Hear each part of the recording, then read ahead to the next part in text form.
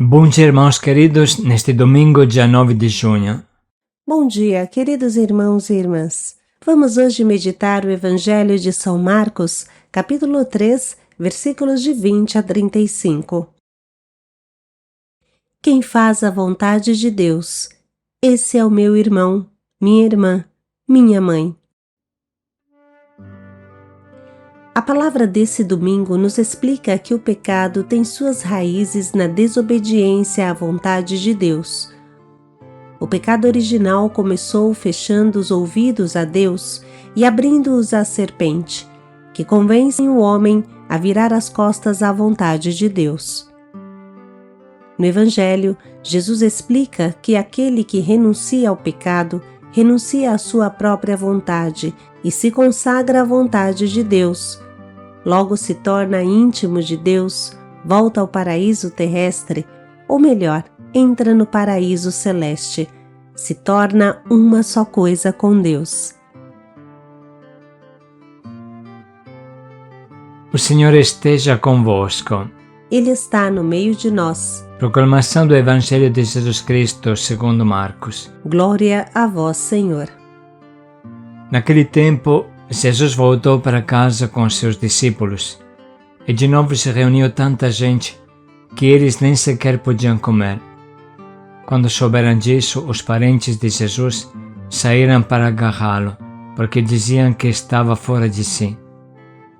Os mestres da lei que tinham vindo de Jerusalém diziam que ele estava possuído por Beelzebul e que pelo príncipe dos demônios ele expulsava os demônios. Então Jesus os chamou e falou-lhes em parábolas. Como é que Satanás pode expulsar a Satanás? Se o reino se divide contra si mesmo, ele não poderá manter-se. Se uma família se divide contra si mesma, ela não poderá manter-se. Assim, se Satanás se levanta contra si mesmo e se divide, não poderá sobreviver, mas será destruído. Ninguém pode entrar na casa de um homem forte para roubar seus bens sem antes o amarrar. Só depois poderá saquear sua casa. Em verdade vos digo, tudo será perdoado aos homens, tanto os pecados como qualquer blasfêmia que tiverem dito. Mas quem blasfemar contra o Espírito Santo nunca será perdoado, mas será culpado de um pecado eterno. Jesus falou isso porque diziam: ele está possuído por um espírito mau. Nisso chegaram sua mãe e seus irmãos. Eles ficaram do lado de fora e mandaram chamá-lo. Havia uma multidão sentada ao redor dele. Então lhe disseram: tua mãe e teus irmãos estão lá fora à tua procura.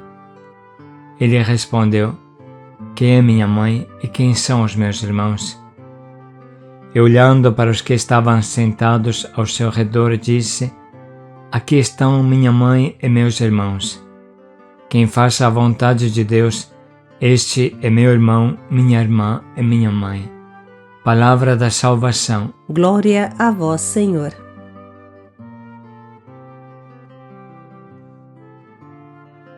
Esse trecho coloca bem em destaque o santo furacão de Jesus que surpreende e arrasta.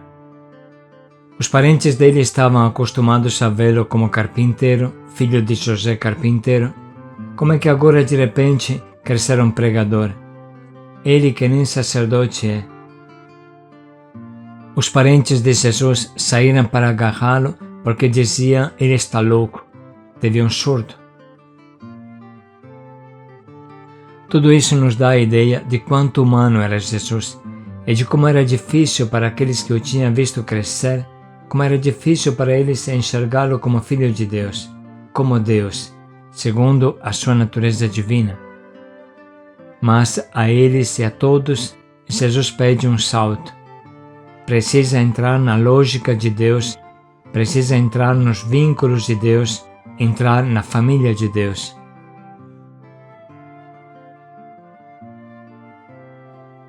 Quem é minha mãe e quem são os meus irmãos? E olhando para seus discípulos, disse: aqui estão minha mãe e meus irmãos. Quem faz a vontade de Deus é meu irmão, minha irmã e minha mãe.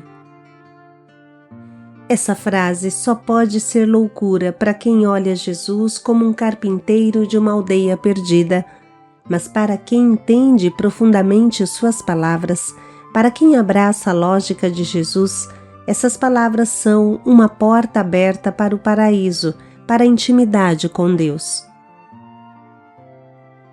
Nessa ocasião, e em inúmeras outras, Jesus coloca em destaque que os vínculos da fé são mais fortes do que os vínculos da carne.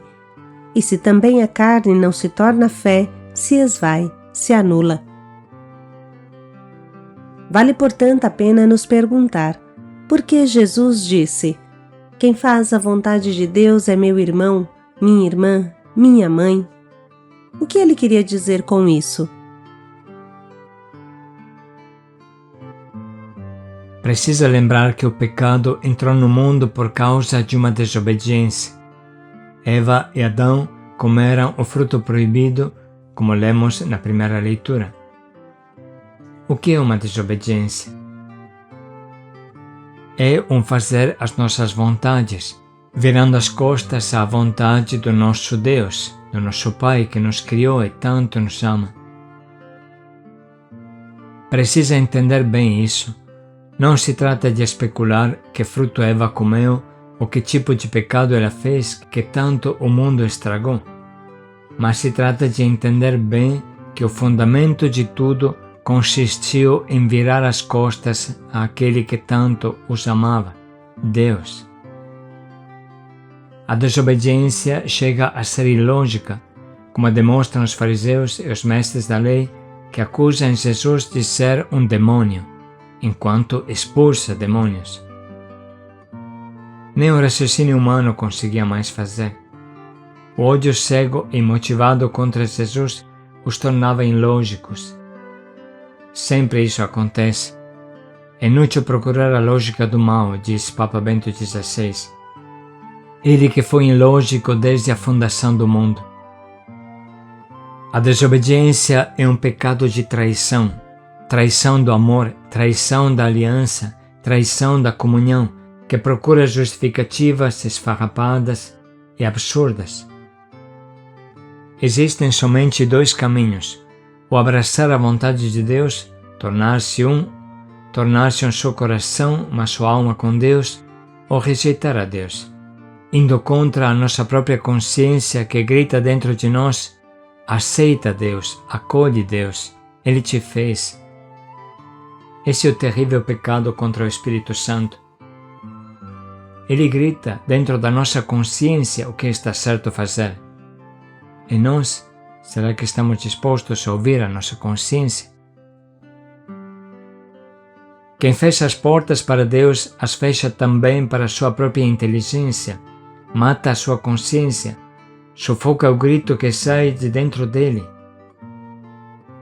A sua alma grita, abraça Deus, acolhe Deus, aceita Deus, mas a escolha é uma outra, contra Deus e contra si mesmos, infelizmente.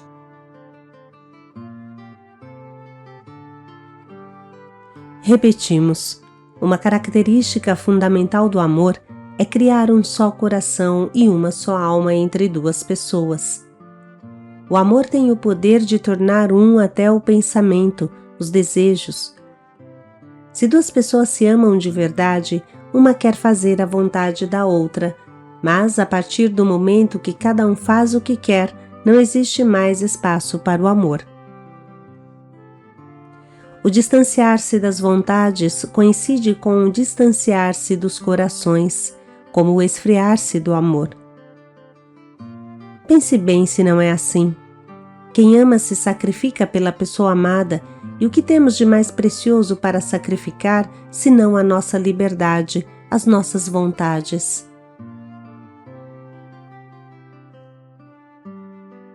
É interessante que a palavra vínculo significa corrente.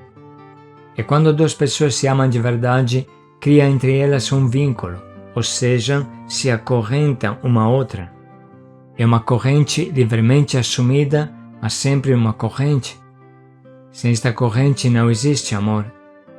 Fora do vínculo não existe amor e o diabo, que não aceita vínculos, acaba se acorrentando ao seu próprio eu, ao seu ego, ao seu egoísmo, que transforma a sua vida em um inferno. Não quis se acorrentar ao amor e acabou se acorrentando ao inferno. Esta é a tragédia do demônio. Muito precisamos refletir sobre isso para não tomar o mesmo caminho. Uma mãe tem um vínculo fortíssimo com seu bebê, porque se acorrenta a ele, o amamenta, cuida dele mais do que do seu próprio corpo. Uma mãe não pode pensar de se livrar do seu bebê, porque sabe muito bem que sem ela o pequeno morreria. Mas quanto escrava uma mãe se torna da sua criaturinha? Escrava por amor, mas sempre escrava, tanto que as moças devem se preparar bem para esse momento. Se não se aceita de coração aberto de ser escravos por amor, pode entrar uma depressão, uma tristeza mortal que acaba com a vida. A mãe renuncia às suas vontades, como sair para uma festa, renuncia a fazer uma faculdade, renuncia ao seu sono, renuncia aos seus gostos pessoais, até à sua comida, para oferecer um leite melhor para o seu bebê. Você percebe como o amor vincula, acorrenta, une? A vontade do bebê se torna lei para a mãe, que o ama, e isso cria a maravilhosa palavra mãe, que é a mais sagrada para cada um de nós, junto com a palavra pai.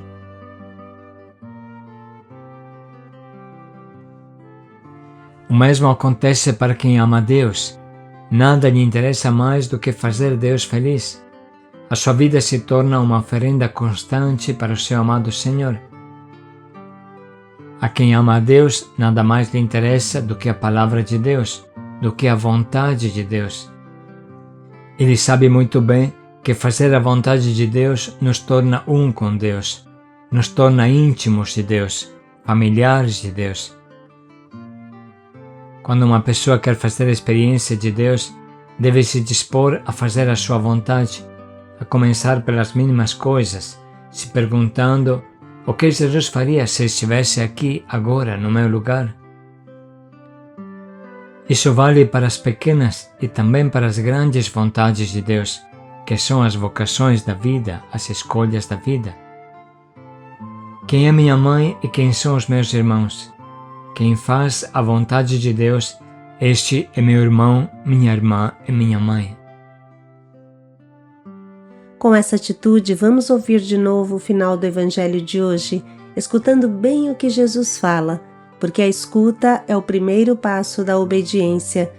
Se não se escuta a palavra, nunca poderemos obedecer a essa palavra. Portanto, irmãos, vamos abrir bem os nossos ouvidos. Nisso chegaram sua mãe e seus irmãos. Eles ficaram do lado de fora e mandaram chamá-lo. Havia uma multidão sentada ao redor dele. Então lhe disseram: tua mãe e teus irmãos estão lá fora à tua procura. Ele respondeu: quem é minha mãe e quem são os meus irmãos? E olhando para os que estavam sentados ao seu redor, disse: aqui estão minha mãe e meus irmãos. Quem faz a vontade de Deus, este é meu irmão, minha irmã e minha mãe.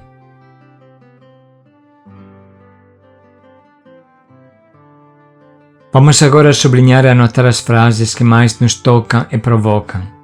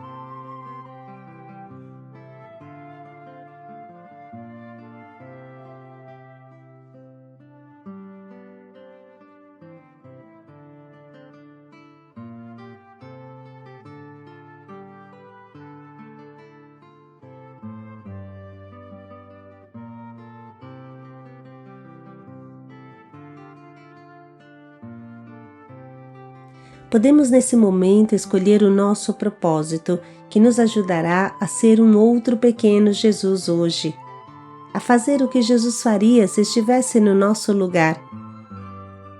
Como posso obedecer a Deus em cada momento, aceitando tudo que hoje virá como um presente, mesmo sofrido, que Ele nos envia, sem reclamar, mas abraçando a vontade de Deus de todo o coração.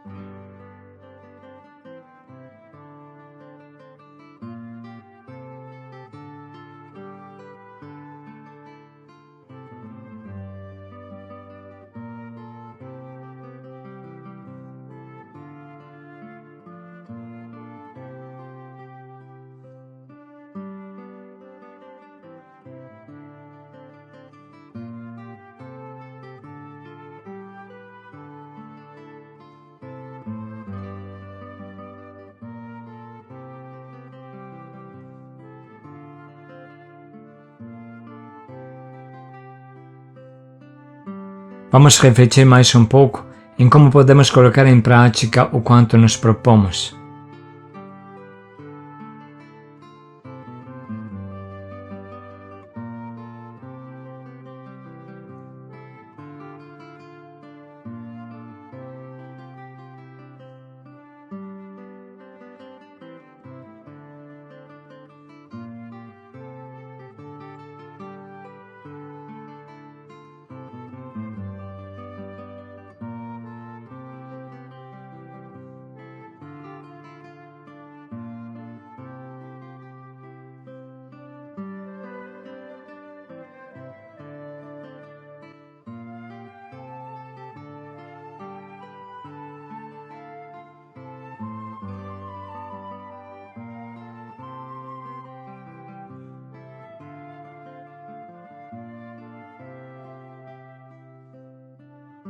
Renunciar à minha vontade para me unir à vontade de Deus, para ser um com Ele.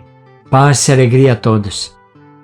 Fazer a vontade de Deus nos torna um só com Ele. Paz e alegria a todos.